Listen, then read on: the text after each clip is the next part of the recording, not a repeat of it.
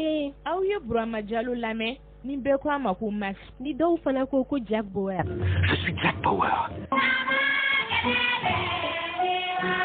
Radio Puissance FM foli ani tanuni o bɛ di aw bɛɛ lajɛlen ma aw fɛn fɛn bɛ k'a fɔ ni waati in na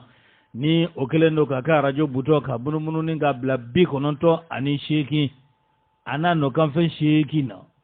k'aw fo aw ka kanu na k'aw fo aw ka danaya la ka tila ka aw fo aw ka sugantili la ka ɲɛsin anw ma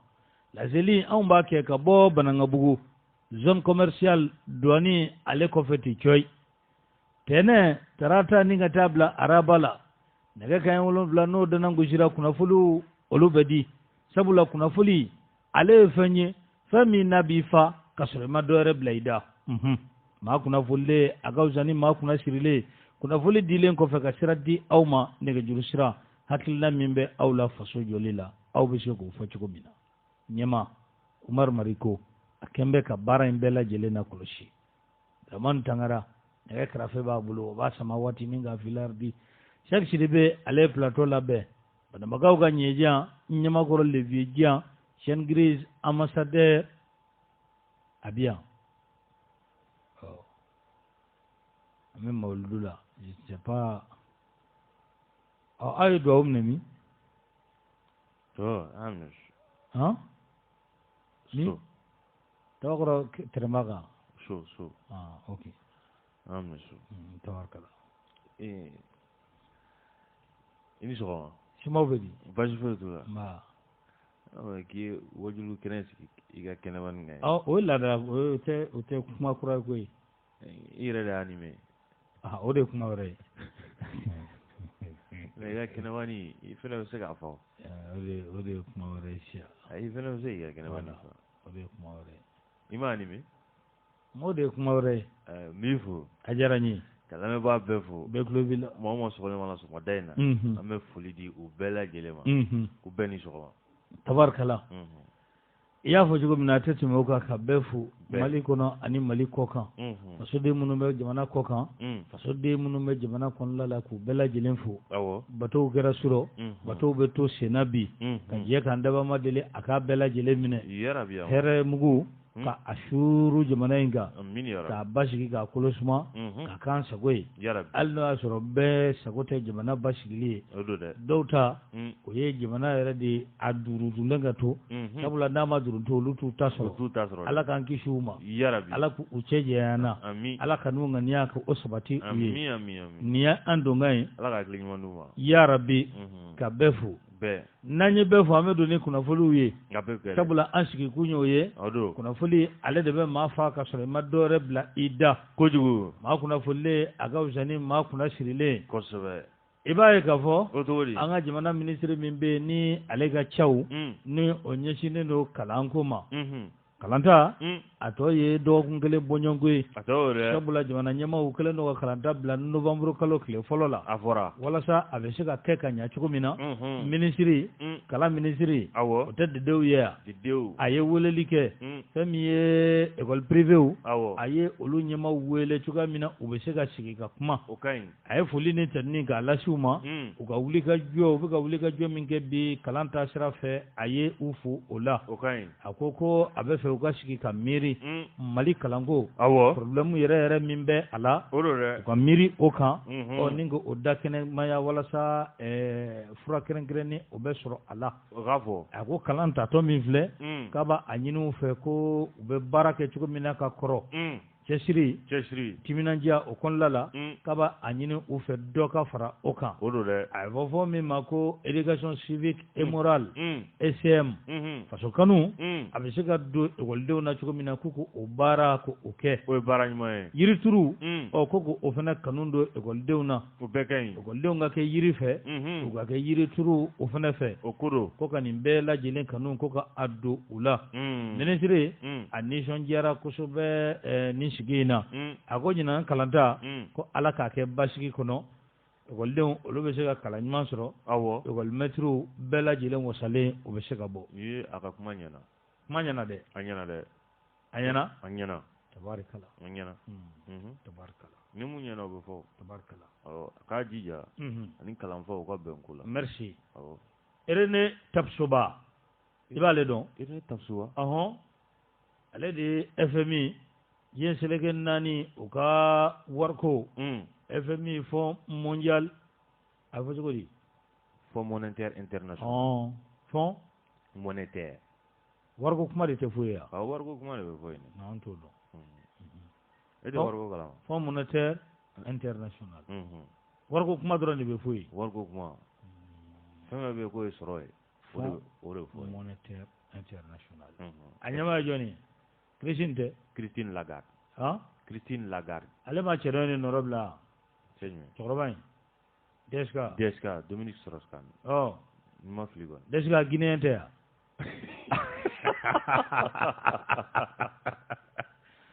ne bolo Guinéen don le Guinéen dɛ baara ma cɛ wallahi an ti ɲɔgɔn sababu la i da bɛ jala la sɔn wɛrɛ yɛrɛ dɛ ou bien baara ma cɛ olu sababu la an ti ɲɔgɔn wallahi baara jɛna ala k'an kun diya bɛɛ politiki kɛlɛ sina ka DSK lanɔgɔ ten a lanɔgɔra Ɲanginɛ n donna Mata dɔnbaliya fana ka fisa n'a ye dɛ wallahi a ka fisa n'a ye ala k'an kisi kataw ma n donna Mata mieux vaut ne pas entrer ni comment faut dire a fɔ n donna Mata o ka fisa ni dɔnbaliya o ka fisa ni o ye o ka fisa n'o ye dɛ René Tapsoba ale ye FMI u ka lasigiden an ka jamana kɔnɔ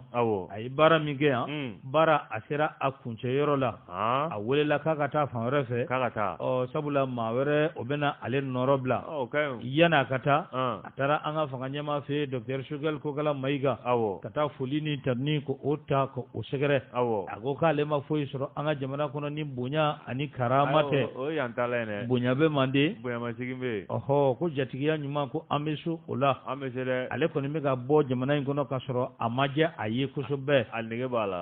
la Mali ka da ye fo ka taa fɔ a to ten o don dɛ a ko premier ministre k'a ka foli lase fasoden bɛɛ lajɛlen ma k'a diyara n ye wa k'ale mana taa diɲɛ fan o fan ale bɛ kɛ Mali ka cilasela ye cogoya min na gɛlɛya min ni a bɛ an ka jamana kan a bɛ se ka bɔ a kan i b'a sɔrɔ Tapsoba y'a faamu premier ministre a taatɔ o fana ye a bilasira ni duwawu caman ye o bɛ kɛ ka duwawu k'a ye ko jɛɲɔgɔnya min ni a tɛmɛna ale ni an ka jamana cɛ kɛrɛnkɛrɛnnenya la a ka cakɛda tɔgɔ la ko a baara ko a ye a kɛ ka se a dan na ko jamanadenw fana ka foli ko k'o lase a ma a bɛ d'a ma a b'a fɔ ko fiɲɛ o ka kɛ a yɛlɛnso ye yarabi o tɛ o don dɛ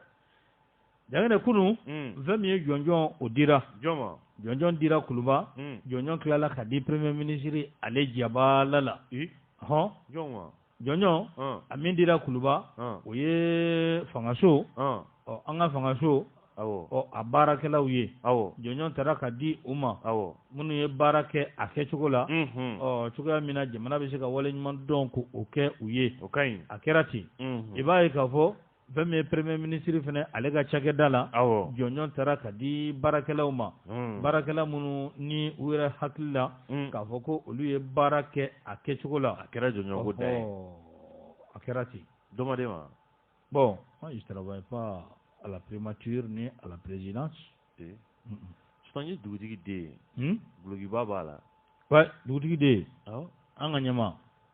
cɛkafili de tun b'a la ouais non cɛkafili an ka ɲɛma cɛ ka tamati ka di dɛ cɛmansi a ye tamati bɔrɔ de di ne ma a ye tamati bɔrɔ de di ne ma komi aw bɛɛ ka ayi dan na dugutigi den fɛn don dɛ kan'i kɛ o tamati ka ten k'i b'o dun dɛ a banna aw dugutigi den dama don voilà a ka foro non mais non a foro bɛ cogo di non bon Ɲanginɛ bɛɛ kan ka nin ɲɔgɔn de kɛ i sigi tɛ politiki kɛ balo non ne bɛ ca de kɛ cafin a bɛ tamati segi min bɔ nin bɛɛ y'a ta dɛ nin bɛɛ y'a ta ye wa maa wɛrɛ t'a sɛnɛ dɛ a n'a muso ni tamati baden n'a muso de bɛ nin bɛɛ sɛnɛ o de la n ka kɛlen don ka sangere siri u da la Ɲanginɛ ko nin ye tubabu furu de ye ne to foro de o parti nyama abe baragere ani ma parti ni ma chama ta de clé de bulu ngaka bongo atia non il travaille les sportifs hein ouais les sportifs duty de moi me santange avec suka na foli charlie la hein on ma do koni avec sur la kame il connaît ya tomati boro ay wala zay abtam ay ngel do ngene ka tando mi jangne n'a pas donné un peu à Kroblo ayde nje ko kayre j'ai problème ayi o kala ni ngoni nje ko kay ya to ga frigo là bonjour félicitations à notre guide ayde etanga parti la de ayde si c'est la je ko notre guide si c'est wala de ayi atala ngo si c'est na kumea a duti de no ay si c'est duti de ya c'est duti de no kondo abala amadu ne duti de ay no do abala amadu ne kabla batigi rade kabla batigi beo mais ani duti de te clé de ay ni duti de ngondo abala amadu ne le de à la fois voilà akrider fula ga ke duti de atrega be go barba ibodo amadu nterege barba non to do o koni ya kana o kata ni musa bonya muna musa fana be mamie kata ni musa bonya jefo je t'assure allez amusa ko ere tuwaru no zeren bolen no sa naka zeren goman ban zeren bolen bayna le musa de zeren kolo takala diba amadi na zeren na blu al kiseta zeren no ai wa iba nyeble ni mbaya bi gono ka khadi na kana murudu ala de atala fui sani ni ta chugo be ni malairi kada den kura bibulo ite zeren duma zoro no yo mogo ya iti munu aka kene no musa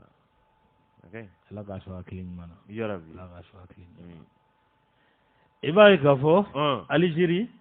oluka lasigide min bɛ an fɛ yan a ka baaraw u kun cɛra o cɛra n'a ma ɲa k'a fɔ ko baaraw kun cɛra bonjour ni a fɔ nin ka an ka numéro ye fasi c'est quoi on doit faire partie président a ka numéro ye fasi voilà no fi ka président wala ayi a ka ne ka numéro ye fasi ka bɔ a fɔ ye ka fɔ ye ka sɔrɔ ma kun don voilà k'a ye fasi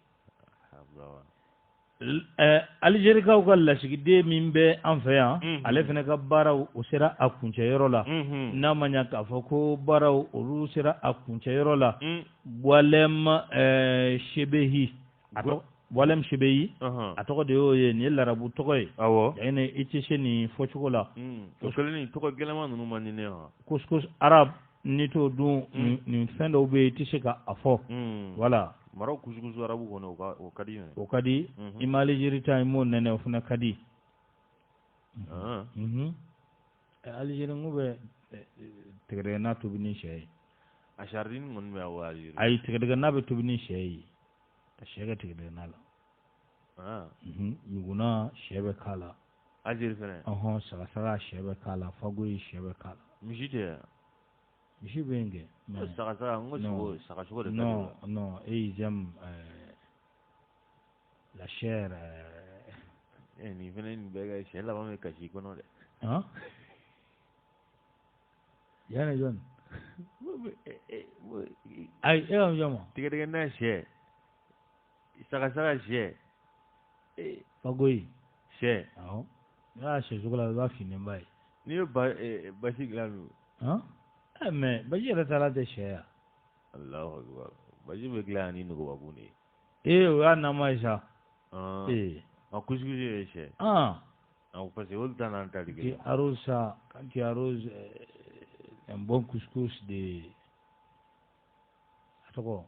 arabu u yɛrɛ b'a fɔ cogo di ka jaba sauté k'a k'a kan n'a fɔ i bɛ se jaba sauté la dɛ ka jaba sauté u t'a fɔ ten de yan ka sauté voilà ka jaba sauté i b'a mariner ka sauté voilà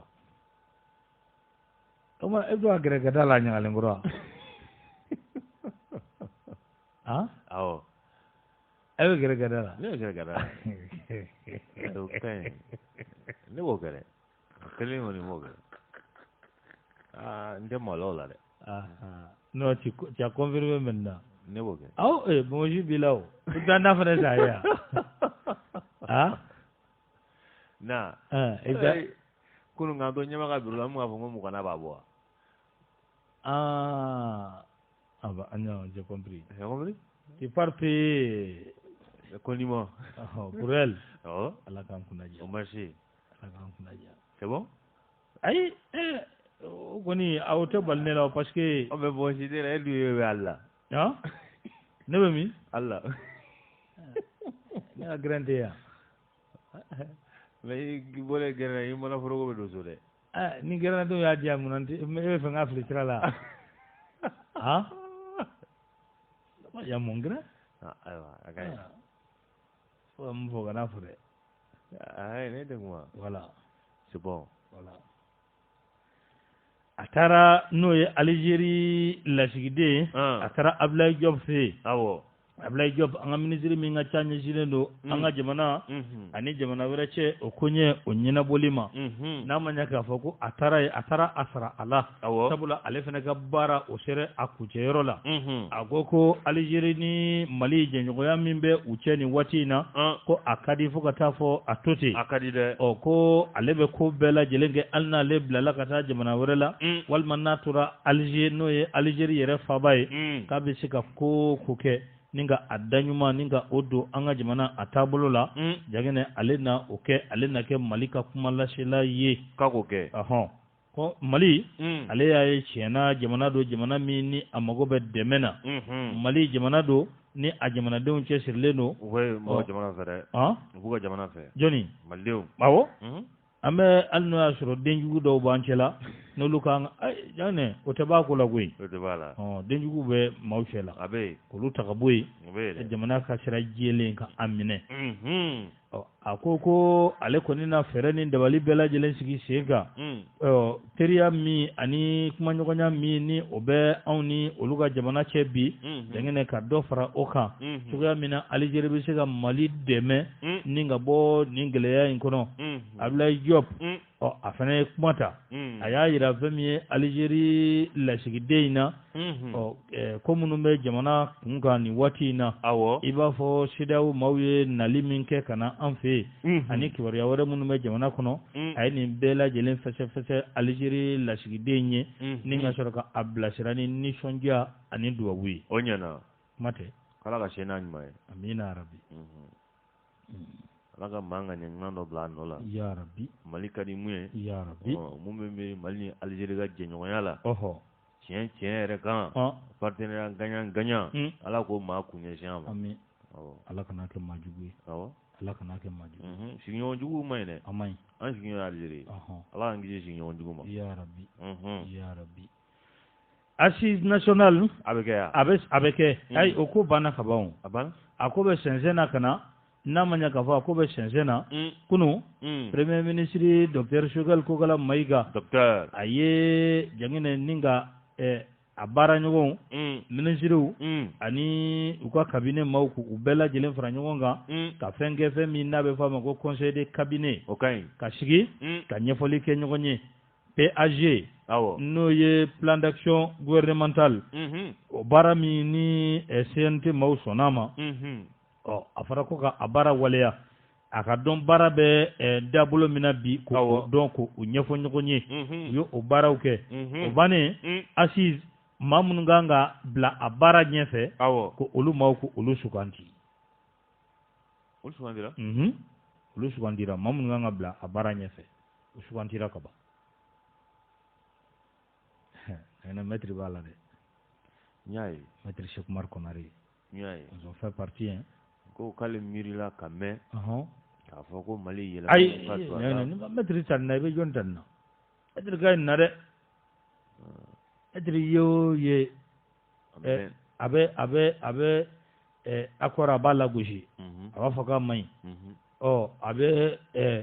Sarawni da wali mun ganga shigi shinga jamana tabulo aba hakilna dala singani wati be wa hakilina caman bɛ yen o ka ɲi dɛ i b'a sɔrɔ ani jamana kɔnɔden fanba ayi ale ni jamanadenw bɛ ɲɔgɔn fɛ o fanba an kana ɲɔgɔn nɛgɛ i b'a sɔrɔ kuma caman mais n'i y'o fɔ dɔw b'a fɔ k'i ye jama ɲinina ye minnu bɛ jɔ ça c'est les journalistes militants journalistes minnu bɛ partiw la olu bɛ se ka jama ɲini n'o tɛ e tɛ parti la jɔn b'a f'i ma k'i ye jama ɲinina ye i bɛ mun kɛ jama la i bɛna dɛ i ka se ka jamako kɔni diya ye ni bin kɛra i ka jama ka bɔ k'i dɛmɛ ni bin kɛra i ka mais ka kɛ non a ma ɲi c'est pas bon. i t'i terikɛ fo terikɛ jumɛn Mabel kɛ ouais Boumabel k'a jawara c'est ton ami ouais non bon c'est mon ancien ami terikɛ kɔrɔ don an b'a fo jawara k'a jawara an kun bɛ sigi Sugunikɔ an ka gɛrɛ kun bɛ Sugunikɔ Mabel a ye wagatinin kɛ ɲɔgɔn bolo minɛ mais a mɛnna bon ko bɛ ten wagatiw bɛ yɛlɛma yɛlɛma voilà waati dɔw mɔgɔw kunkilennaw tɛ kelen ye awɔ nka sisan a kunkilenna bɛ ka gɛrɛ anw na dɔɔnin dɔɔnin a kunkilenna kɔni ko ne ka kamisa tu as fait quoi ne kɔni m'a faamu n'aw y'a kamisa dɛ bon n kɔrɔkɛ awɔ parce que e fana i tɛ ɲuman fɔ kuma dɔw la dɛ i kɔrɔw ma dɛ n'aw y'a kamisa dɛ n kɔrɔjɔn voilà il faut payer c'est pas ton grand frère là c'est mon grand frère n'aw y'a kamisa il faut payer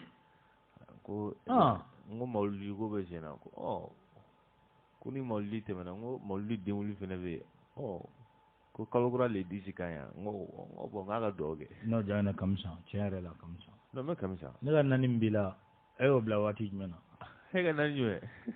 mais 4 Samu ye tɔgɔ da yɛrɛ ye Samu ma kamisa ne bɛna ko la ne b'o dɔn e bɛ ka girin e bɛ ka presser o ta la o ni Samu ma sa o ka juma don de kɔnɔ ale ta la non kɔrɔbolo y'a sɛbɛn k'a ci ne ma n b'a ka journal bloqué a tɛ bɔ juma natɔ ayi le coup tɛ bɔ n b'a bloqué o fɛnɛ n ko i buramuso b'a bolo buramuso bɛ nin faamu koyi a ka nin faamu dɛ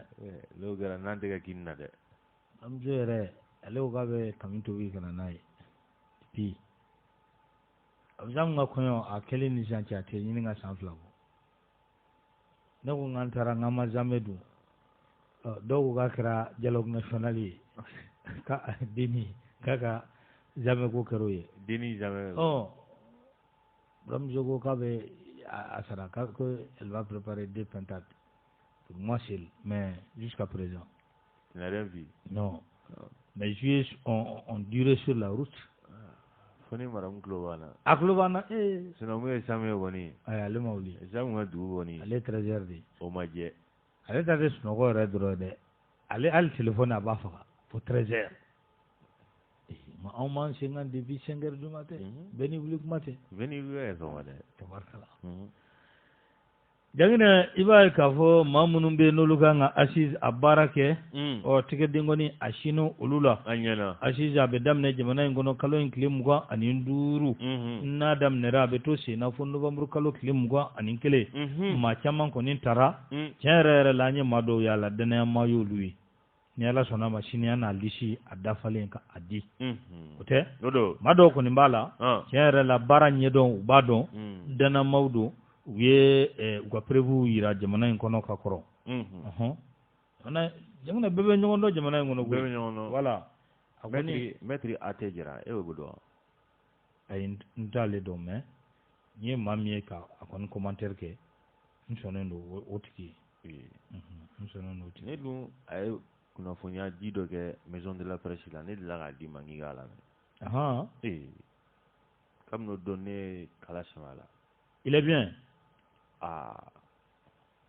il est bien dɛ bon Hashim fana b'a la Hashim awɔ min tun ye ministre ye Hashim Kumari c'est pas le ministre du transport ministre de l'équipement et des transports voilà lui aussi ale fana b'a la sous le régime de ton homonyme mon homonyme Ibrahim d'après Ashrafou Shrafa Ibrahim ton homonyme il est là il est là il vient de ɲininka o la radio tagalaw de bɛ makɔrɔ ɲɛ bilennen dɔn dɛ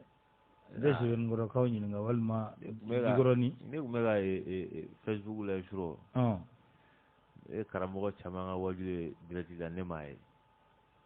ka karamo ko don ema timunu kunu mini yoro lake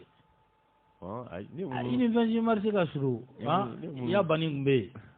ne munu Facebook ga ni chama no ene waro braji batola ibta kene kan ala Facebook be braji meso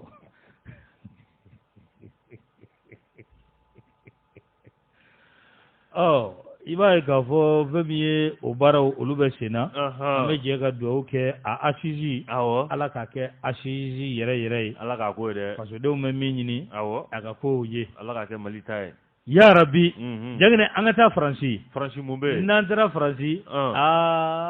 Janginɛ kow bɛ ka jɛya ko jumɛn tuguni Mélenchon a ye kuma ta i bɛ Mélenchon dɔn wa ko kura Janginɛ a jiginna dɛ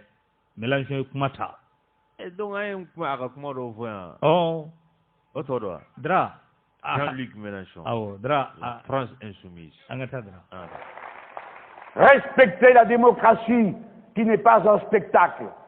Respectez la République qui n'est pas juste une rente mémorielle. Respectez le peuple français dans son unité profonde et non dans ses différences de religion.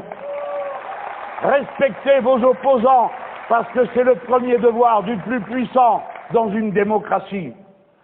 J'ai proposé que l'on traite des questions internationales comme je le ferai sur d'autres sujets. Pourquoi ? Parce que ce sont les questions dans lesquelles vous êtes embarqués sans le savoir. À qui a-t-on demandé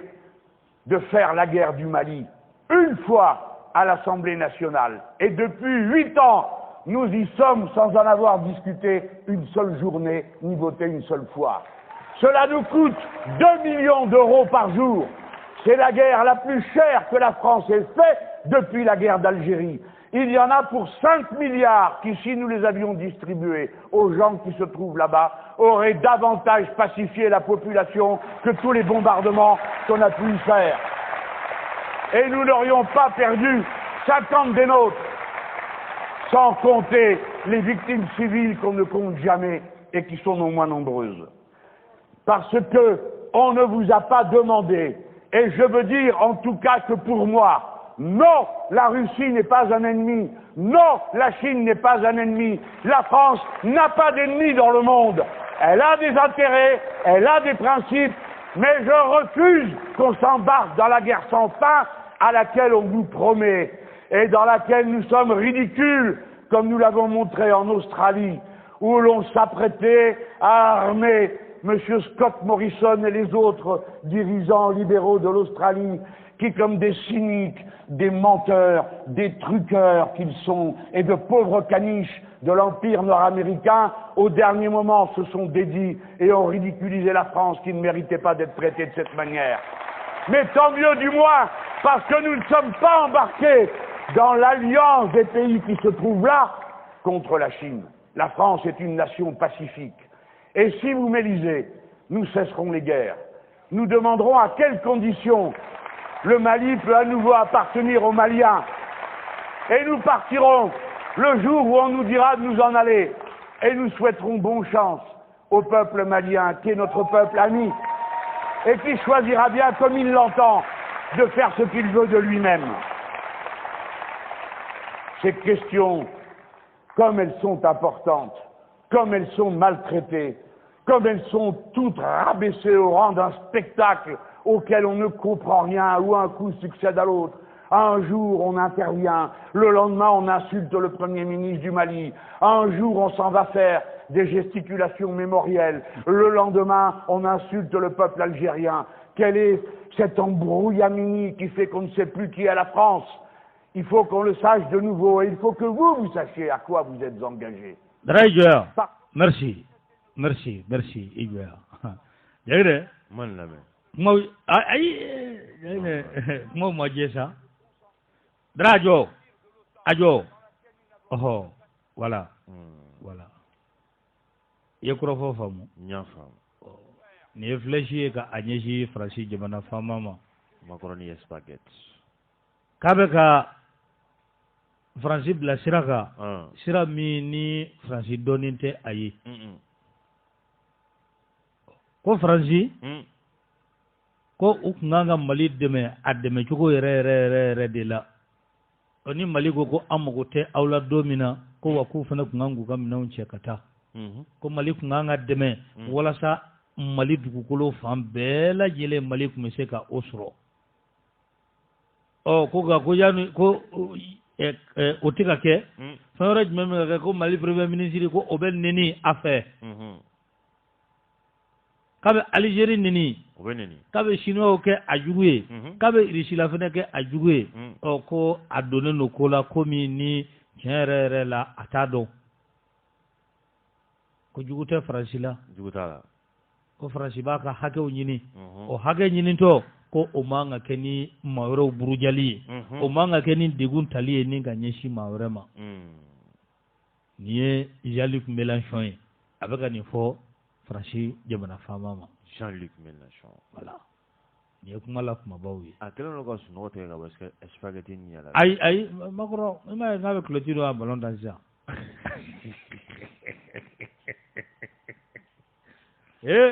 Allahu akbar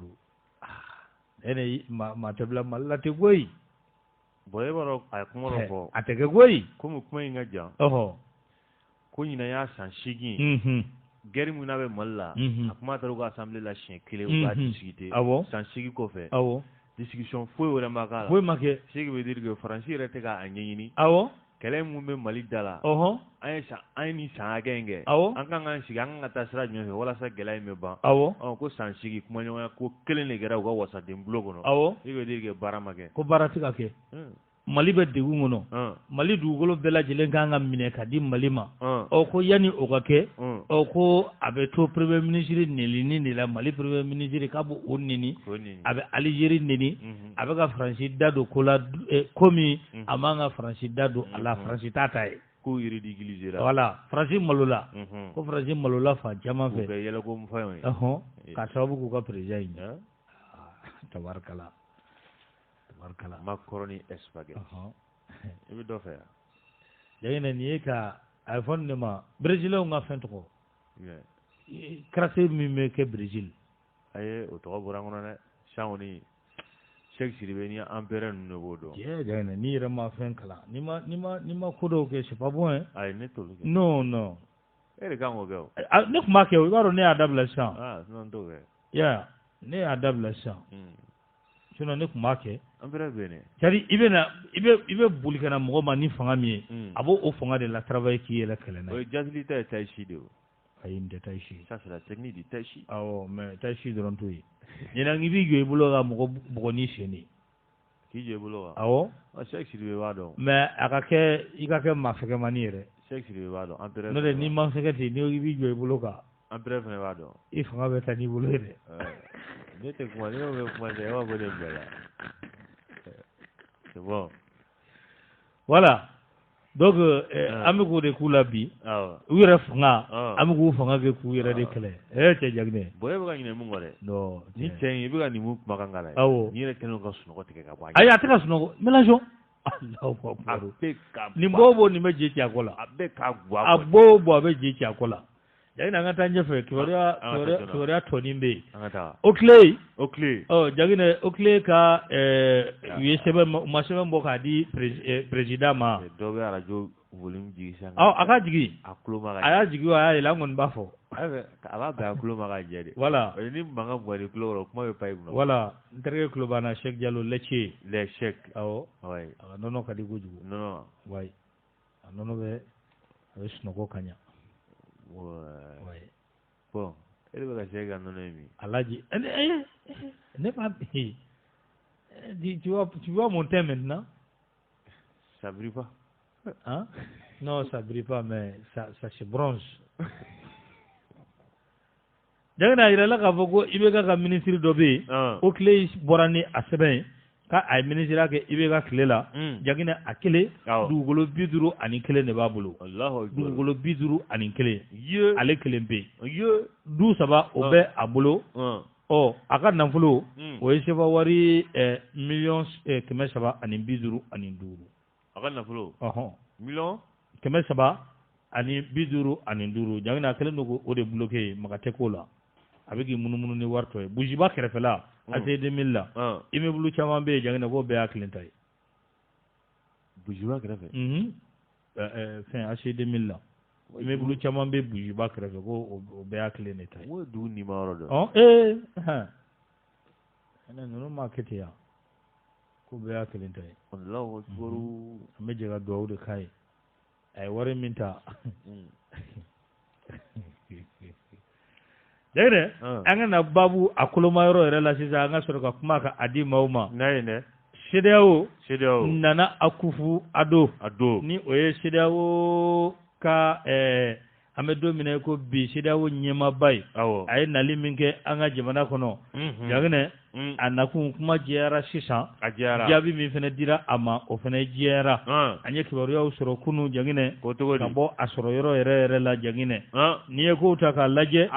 a nana a ko kalata ko a nana an ka jamana a hakili jigin o la jamana ɲɛmaw ko kalata ko a bilalen don février kalo la ko hakilina jumɛn bɛ aw la o ko la u ko cogo di jamana ɲɛmaa jaabi ni min i b'o dɔn o ye jumɛn Jaginɛ ko fɛn min jɔrɔ bɛ maliyɛnw na bi k'o ye lakana de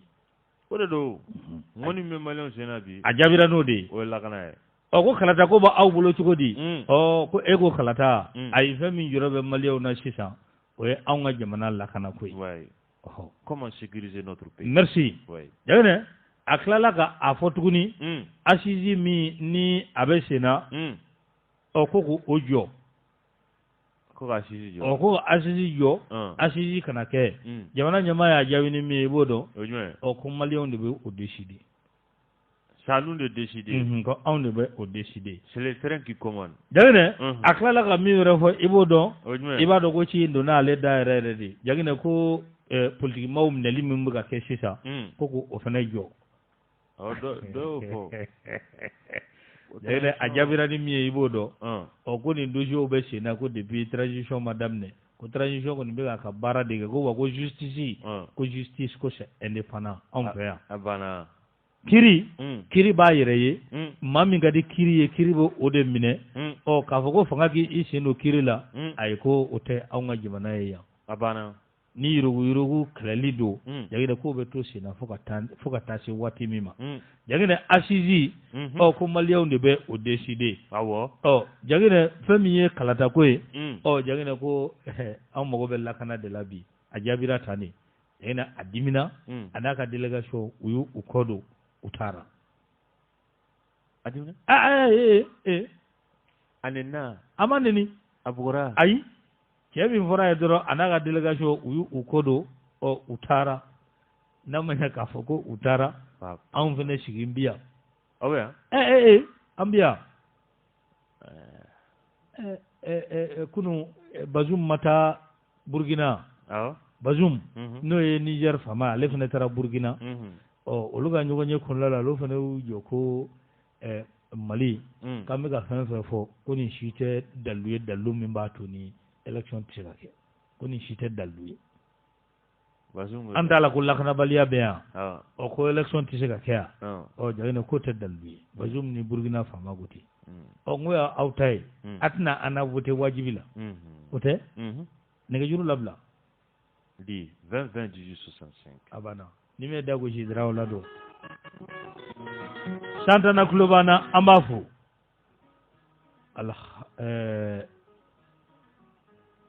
voilà Ambrou Lamini veut dire désordre ou confusion extrême voilà Alhaj Maram Cɛ Jaginɛ Bankida maire muso ko dumuni ka di ye dɛ a ka go ale ye ko dumuni ka di ye trop k'e ka kuma o kuma k'i bɛ dumuni ko kuma de mɛn a ka go ale ye ko dumuni ka di ye kojugu a ka go ale ye ale ɲɔgɔnmase bi dumuni tɛ yan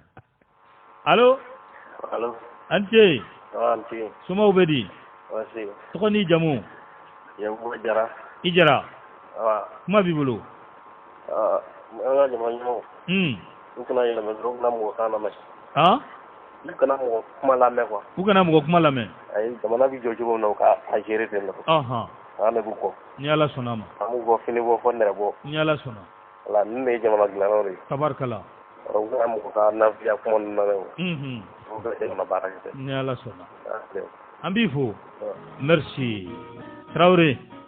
Jalo mba ngafuri ajarani ngafuri la ngapetine aha watu wa fulu mambo la aha yes ribe atari do awnyine no avec la ko rosa ako sara de mais ma fina ibe la président ngakile mfi kana to ale ga janto na nali ay ale na ay ate ko kere aha kana no do ada ka wulu ga tige kana sino ala ida ba idna problem sa ga to ma oh bana ina fulu ni la ba bela ajaraye no ke ala sura ay patun ni ke aga patun ami aka jamana in boss hawara ni mo maga ami fambe la saleno ami nga toroba ko fatuli min kera ala ka ati da rosma ya rabbi maka ambela jene nya anta ko ami ita kuma chamante ka do ke jamana in do ni ala sonama ani president chin di population de ni maragalan be titresimba ko haklito ulla ko haklito ulla sigatala parce que ulu fana be crimin ke ulu fana bela jene fana nu be dongono nu mana mo ni be dongono jamana ngono a bere kan abo dongono tiendo nu be solution mi nyino la jona o ganyini ba solution nyino la tando parce que sinon ni ko ke intégrité ma se ka assurer foité parce que sécurité ti non an bela jina me danger la et se ya baraka bi baraka baldo bena sini aba menela abana ame do ke do ala ka jamna ki amina rabbi baraka kama amin ajarani ambifu merci 20 20 18 65 20 20 18 65 o naga juru sirai drani me dago jola do allo masmi fo ajarani to ni jamu ka jangina fo ito ni jamu kam soko musado ka baba abdullah mas aha kam soko kuma bibulo ba mas ay mélangeon ka la sen ka la sizani ayen la kunu yere ay la kunu mas yoro mi yere tona akilila France be war mi tien ni san sui kono le planga jama kono euro mali euro wari million flat mélangeon ko yani ko war flat ko no war ko blala kana di anga mo anga jamana demu segere no ma o kulo ko chama nyana bono yi yani ka ke kele sans yi bo ina fa i ga na fa bala ibe jamana mdugulu ka oluka sunu luka mo be ka sa jigina be ka jeni amano gode donc ayo melaso la se wole ira abo de ira donc ko ira afoko français re wasa bona o ga wasa do ire ma jeni mari ire kele ali doni o pas o kuma ka chien kele do le wasa blona dokera sa du ka kele ka fe ka kele en continue ça comment côté anga premier na kuma na imala damu ina ibe tema fe ka jamana be dogoya ama mu go la mas comment côté mas français ka sa masanga ire soro abana ala ka fleur da ma kam sugo ambifo jagna kadar bala kadar maiga abe abdel kader sa abe ale balaw abe munum na bla sisi ko nyefe abala allo ante assalamu alaikum wa alaikum salam aketo ga doni mo radio mangana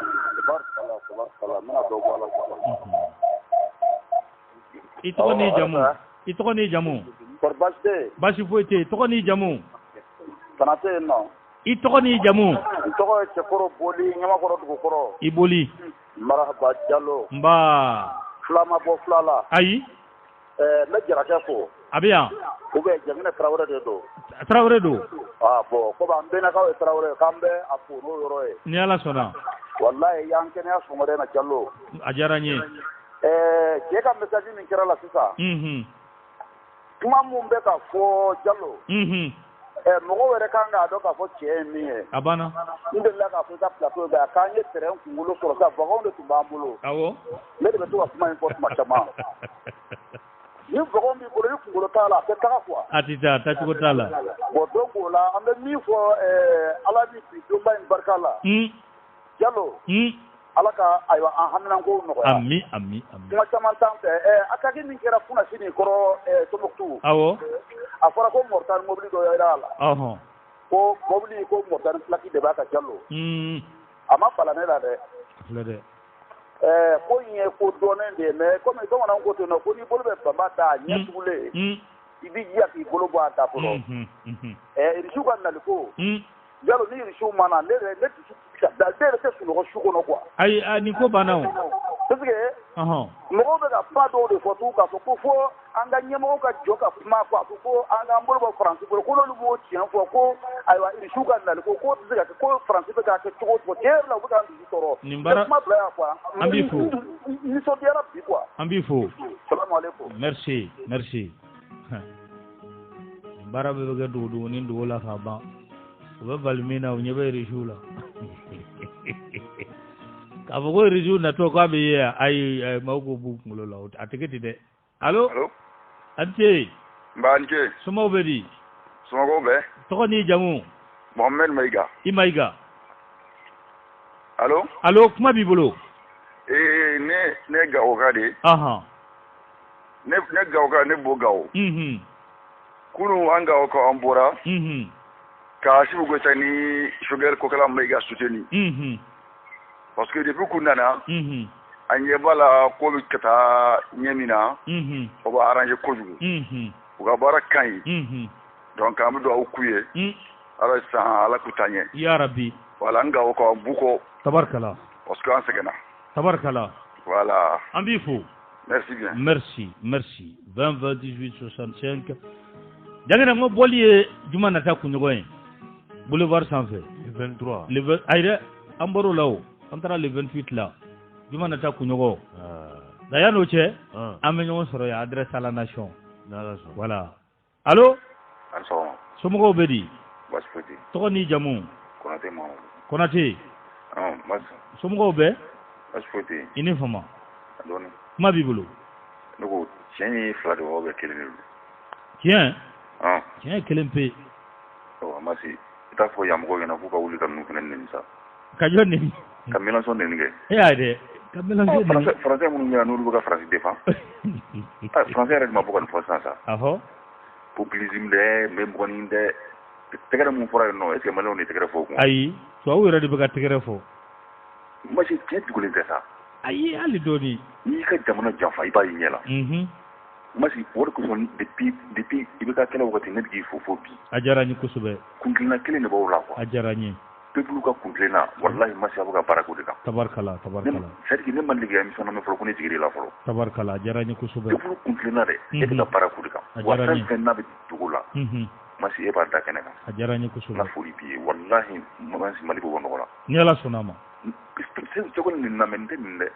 a banna cɛ tɛ fila ye o cɛ ye kelen de ayi a jɛlen don passe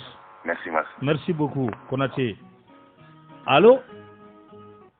ale ka labɛn ma sabati jagana sega kulo b'i la sega sumare ko k'i fo voilà allo nba somɔgɔw bɛ di Catalan ça c'est Catalan Peace FM Catalan a diyara n ye a kulo b'i la ya rabbi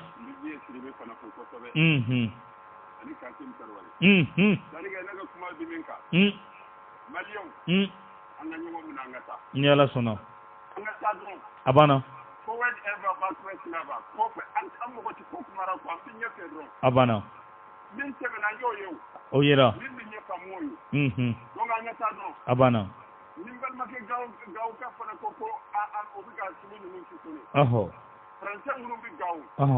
n'a waati sera tile kelen an b'u bɛɛ kɛ ka bɔ Gawo parce que n'u bɛ Gawo hali bi sa kɛɲɛ ti ban wallahi ni ne y'a mɛn Français bi Mali kɔnɔ a bɛ ne nin kɔrɔ de fɔ wallahi kuma caman tɛ ko a bɛ kɛ Maïga allo ale ka labɛn ma sabati 20 28 65 o ye nɛgɛjuru sira ye Ah, Jagine. Ne ba ni sogoma. Jallo. Mba. Lakana bas foi kaula. Ya Rabbi, ya Rabbi. Bas foi kaula kaula kana. Ya Rabbi, ya Rabbi. Lakana ka jigu sago. Amin ya Rabbi. Me la me ba dokulu dofu. Beklo bila. Ngo iye na kundu. Madajura iye na kundu. Allahu akbar. Mélenchon kuma kandao. Kuma foi kanda ku diskuru bana Peu. Abana. Kolon watara. Abana. Ala ka clair ko defu. Amina Rabbi, ajarani. Merci. 20 20 18 65. O ne ga juru sirai. Allô? Allô? Ante. Allô, Mas? Mba, Ante. Allô? Allô? Allô, Ante. Retourte à Krefé. Voilà, 20 20 18 65. Ra mélange on a bene amba kunje na ituni. Ngalonga banji bana ngono tisa. Dokera.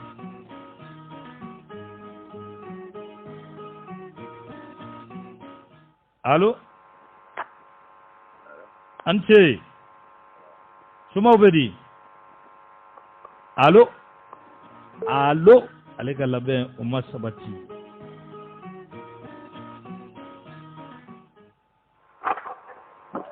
Allô? Ba sumugo bedi. Alhamdulillah. Tokoni jamu. Idrissa Diallo. Diallo. Ba. Ma bibulo. C'est la no kuna fonta bolo kan. Ajara nyi kusube. Mais Mas nogo. Ni jamana sitabilira ka do asingelinga. Anta frega bo sidawla dia. Ah? Anta frega bo sidawla dia. O fana akilla doy. Na te la ne bolo tongo ndaba ku ngate yi de no de mede. Awo. Mais no ti aga dum. Aka gele de. Mane aso ra fe foli. Tabarkala jara nyi. Magele. Dra magele ta. Allô? Aketo ga chama mbo radio mangana. Pap. Magele. Allô? Allô? Ante. Ba aketo ga chama mbo radio mangana. Ya fare. Ahon, to ni jamu. Ko drame EDM. Aha. Max. Ata kuma chama ko. Oho. Ko kuna me mo fa ko tare ma fen bija. Sigatala. Allah akbar. No sigatala. Abana. Libaldo. Abana. Ma bana wallahi la no akere mawludu jara. Ko jaraji. Ya rabbi ama go ko me gara ala ka mine. Amina rabbi. Kono tuli kana kan ju ala ka be malo. Ami. Ala ka be staje. Ami. Diallo. Merci. Ajarani. Dra, jagene. Ouais. Anga babu kunche ya. Anni sonjale. Sabula jiye dongo do anga chien obuka segama. Mélenchon fait. Oh dalu. Ka fa frasi am juguye. Dalu. Ka fa frasi famau. Chere la obuka attaque janfata ka on segere. Adalu borasa. Jagene dongo do dalu kura. Malika kele ala de bega kebi. Ambe befu. Anga Mélenchon na me. Francis Jabana fama dodo. Sabula ni opposant be ni abe Emmanuel Macron nabi. Mélenchon do. Jean-Luc Mélenchon. Allez des niveaux. Angala. Monsieur Macron, respectez la démocratie qui n'est pas un spectacle. Respectez la République qui n'est pas juste une rente mémorielle. Respectez le peuple français dans son unité profonde et non dans ses différences de religion. Respectez vos opposants parce que c'est le premier devoir du plus puissant dans une démocratie. J'ai proposé que l'on traite des questions internationales comme je le ferai sur d'autres sujets. Pourquoi? Parce que ce sont les questions dans lesquelles vous êtes embarqués sans le savoir. À qui a-t-on demandé de faire la guerre du Mali? Une fois à l'Assemblée nationale. Et depuis 8 ans, nous y sommes sans en avoir discuté une seule journée, ni voté une seule fois. Cela nous coûte 2 millions d'euros par jour. C'est la guerre la plus chère que la France ait faite depuis la guerre d'Algérie. Il y en a pour 5 milliards qui, si nous les avions distribués aux gens qui se trouvent là-bas, auraient davantage pacifié la population que tous les bombardements qu'on a pu y faire. et nous n'aurions pas perdu 50 des nôtres, sans compter les victimes civiles qu'on ne compte jamais et qui sont non moins nombreuses. Parce que on ne vous a pas demandé, et je veux dire en tout cas que pour moi, non, la Russie n'est pas un ennemi, non, la Chine n'est pas un ennemi, la France n'a pas d'ennemis dans le monde, elle a des intérêts, elle a des principes, mais je refuse qu'on s'embarque dans la guerre sans fin à laquelle on nous promet et dans laquelle nous sommes ridicules, comme nous l'avons montré en Australie, où l'on s'apprêtait à armer M. Scott Morrison et les autres dirigeants libéraux de l'Australie, qui, comme des cyniques, des menteurs, des truqueurs qu'ils sont, et de pauvres caniches de l'Empire nord-américain, au dernier moment se sont dédits et ont ridiculisé la France qui ne méritait pas d'être traitée de cette manière. Mais tant mieux du moins, parce que nous ne sommes pas embarqués dans l'alliance des pays qui se trouvent là contre la Chine. La France est une nation pacifique. Et si vous m'élisez, nous cesserons les guerres. Nous demanderons à quelles conditions le Mali peut à nouveau appartenir aux Maliens. Et nous partirons le jour où on nous dira de nous en aller. Et nous souhaiterons bonne chance au peuple malien, qui est notre peuple ami, et qui choisira bien, comme il l'entend, de faire ce qu'il veut de lui-même. Ces questions, comme elles sont importantes, comme elles sont maltraitées, comme elles sont toutes rabaissées au rang d'un spectacle auquel on ne comprend rien, où un coup succède à l'autre. Un jour, on intervient, le lendemain, on insulte le Premier ministre du Mali. Un jour, on s'en va faire des gesticulations mémorielles. Le lendemain, on insulte le peuple algérien. Quel est cet embrouillamini qui fait qu'on ne sait plus qui est la France? Il faut qu'on le sache de nouveau, et il faut que vous sachiez à quoi vous êtes engagés. Parce qu'aucun traité ne vaut si le peuple n'y consent. Aucune alliance ne vaut si le peuple n'y consent. Et moi, je vous demanderai de consentir à sortir de l'OTAN, dans laquelle nous n'avons rien à faire, dans les aventures militaires perdues d'avance des États-Unis d'Amérique.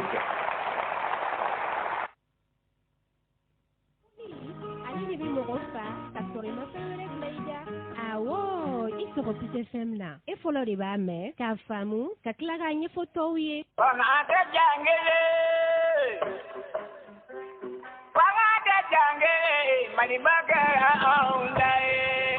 Par Radio Peace FM.